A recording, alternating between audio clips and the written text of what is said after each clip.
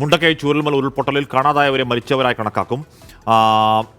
കാണാതായവരുടെ പട്ടിക തയ്യാറാക്കാൻ സമിതികൾ രൂപീകരിച്ചു. സംസ്ഥാന തലത്തിലുള്ള പരിശോധനയ്ക്ക് ശേഷം തൊട്ടടുത്ത ബന്ധുക്കൾക്ക് സഹായം അനുവദിക്കും. വിവരങ്ങളുമായി ആർ ശ്രീത്ത്.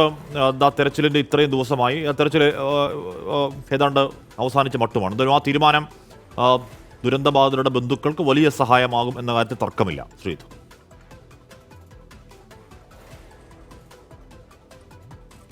ശ്രീത്ത് കേൾക്കാമോ? കാണാതായവരെ മരിച്ചവരായി കണക്കാക്കണമെന്നുള്ള ആവശ്യം ആ മേഖലയിൽ നിന്ന് കഴിഞ്ഞ കുറേയധികം ദിവസങ്ങളായി സജീവമായി വരുന്നുണ്ട്. അതിന് അവർക്ക് കൃത്യമായ കാരണങ്ങളുണ്ട്. എന്തായാലും അവർക്കൊരു സഹായമാണ് ആ തീരുമാനം. ശ്രീത്ത്.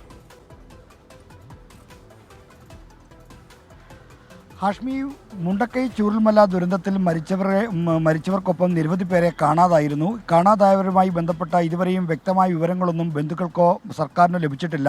ഈ സാഹചര്യത്തിൽ കാണാതായവരെ കൂടി മരിച്ചവരായി കണക്കാക്കി തൊട്ടടുത്ത ബന്ധുക്കൾക്ക് ധനസഹായം നൽകാനുള്ള നടപടികളാണ് ഇപ്പോൾ സർക്കാർ ആരംഭിച്ചിരിക്കുന്നത്. ഇതിനൊരു വിശദമായ നടപടിക്രമമുണ്ട്.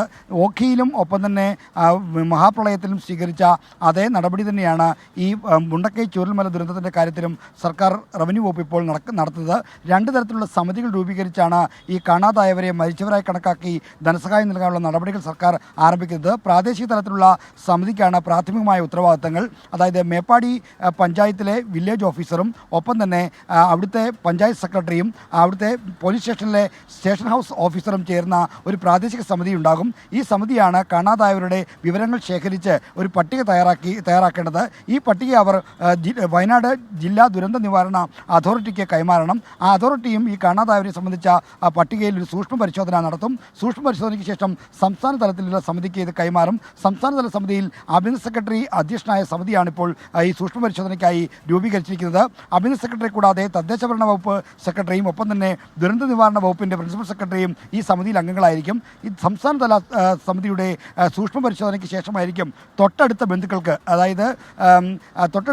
ധനസഹായം അനുവദിക്കാനുള്ള തീരുമാനം സർക്കാർ ഉണ്ടാകുക. എന്തായാലും ധനസഹായം നൽകുന്ന നടപടികളുമായി സർക്കാർ മുന്നോട്ട് പോകുന്നു. ഒപ്പം തന്നെ ഈ കാണാതായവരെ മരിച്ചവരായി കണക്കാക്കി അവർക്ക് മരണ സർട്ടിഫിക്കറ്റ്, ഡെത്ത് സർട്ടിഫിക്കറ്റ് നൽകാനുള്ള നടപടികളും സർക്കാർ പ്രഖ്യാപിച്ചിട്ടുണ്ട്. ഇതുമായി ബന്ധപ്പെട്ട് നേരത്തെ രജിസ്ട്രേഷൻ വകുപ്പ് ഒരു സർക്കുലർ പുറപ്പെടുവിച്ചിരുന്നു. ഈ സർക്കുലറിനെ ചുവടുപിടിച്ചുള്ള മാർഗ്ഗനിർദ്ദേശങ്ങളാണ് ഈ പുതിയ ഉത്തരവിലും സർക്കാർ പറയുന്നത്. ശ്രീത്ത് നേരത്തെ പറഞ്ഞ ആ പ്രൊസീജിയർ ഉണ്ടല്ലോ, ഇവരെ കാണാതായവരെ മരിച്ചവരായി കണക്കാക്കുന്നത് തൊട്ട് അവർക്ക് അവരുടെ കുടുംബത്തിന് സഹായം കിട്ടുന്ന പ്രൊസീജിയർ, അതിനോട് എടുക്കാൻ ഇടയുള്ള പരമാവധി കാലതാമസം എത്രയാണ് ശ്രീത്ത്? വളരെ വേഗത്തിൽ തന്നെ ഈ കാര്യങ്ങൾ ചെയ്യണമെന്നാണ്. ഏതാണ്ട് ഒരു മാസത്തെ സമയക്രമം കൊണ്ട് ഈ കാര്യത്തിൽ നടപടികൾ മുഴുവൻ പൂർത്തീകരിക്കുമെന്നാണ് റവന്യൂ വകുപ്പ് പറയുന്നത്. എന്തായാലും കൃത്യമായ ഒരു സമയബന്ധിതമായ തീരുമാനം നടപ്പിലാക്കണമെന്ന നിർദ്ദേശമുണ്ടെങ്കിൽ ആ കൃത്യമായ സമയം എത്രയാണെന്ന കാര്യം ഇതുവരെയും അറിയിച്ചിട്ടില്ല. അക്കാര്യം നമ്മൾ ഇപ്പോൾ റവന്യൂ വകുപ്പുമായി ബന്ധപ്പെട്ടുകൊണ്ടിരിക്കുകയാണ്. അല്പസമയത്തിനകം അതുമായി ബന്ധപ്പെട്ട നടപടിക്രമങ്ങളുടെ സമയക്രമം കാര്യം ലഭ്യമാക്കാൻ കഴിയുമെന്ന് പ്രതീക്ഷിക്കുന്നു. വലിയ കാലതാമസം ഉണ്ടാകാതെ ആളുകൾക്ക് സഹായം നൽകണമെന്നുള്ള കാര്യമാണ് സർക്കാർ ചെയ്യുന്നത്. കാരണം അതുമായി നേരത്തെ ഹാഷ്മി സൂചിപ്പിച്ച പോലെ ഈ കാണാതായവരുടെ കൂടി മരിച്ചവരായി കണക്കാക്കി അവർക്ക് നഷ്ടപരിഹാരം അവരുടെ അടുത്ത ബന്ധുക്കൾക്ക്. ശരി ശ്രീത്ത്, ഓക്കെ. എന്ത് പ്രശ്നമുണ്ട്? എന്ത് ചെറിയ സാങ്കേതിക പ്രശ്നം.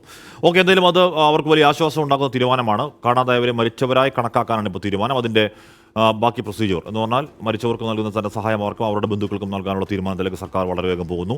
കുറേയധികം നാൾ തെരഞ്ഞു. എന്നാൽ ശിരൂരൊക്കെ തെരഞ്ഞതുപോലുള്ള തെരച്ചിൽ ഉണ്ടായിട്ടുമില്ല. പക്ഷേ ഇപ്പോഴും കുറേയധികം പേരെ കുറേയധികം എന്ന് പറഞ്ഞാൽ ഒരുപാട് പേരെ കാണാതെ ആയിട്ടുണ്ട്. അവരെ കൂടി മരിച്ചവരായി കണക്കാക്കുന്നു. അപ്പോൾ സങ്കട പട്ടികയുടെ എണ്ണം ഉയരും എന്നതിനപ്പുറം അതൊരാശ്വാസമാണ്.